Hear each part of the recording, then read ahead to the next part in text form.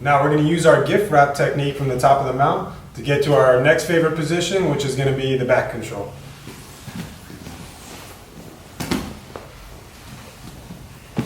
So we're in the mount, our partner pushes up, we drag the arm across the body, and we feed it to the hand that's underneath the head. So now we're going to get a Kimura grip. So I'm going to reach through his arm and grab my own wrist. So now we locked our Kimura grip, and this is going to be a strong handle for us to take the back.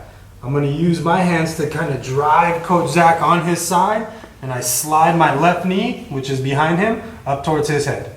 Now I keep my chest nice and low. I'm going to sit down towards my hip, and then I'm going to bring everything towards my right, and I drag him to the side. And once we do, we want to make sure, since we're on this side, my head stays nice and tight underneath Coach Zach and in between his head and the floor, and we're securing our back control position, and we already have our seat belt right here.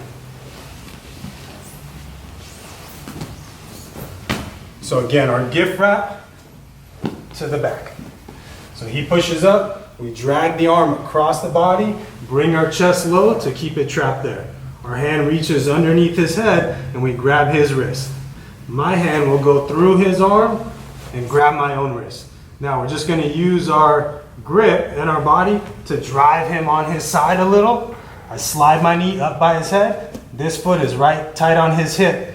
And now when we sit back, I'm going to sit everything towards my right. So I'm not going straight back, but I'm falling towards his feet, keeping my head underneath his, in between the mat and his head to make sure he's not escaping. We land our hooks, we have our seat belt, and now we're in a strong back control position.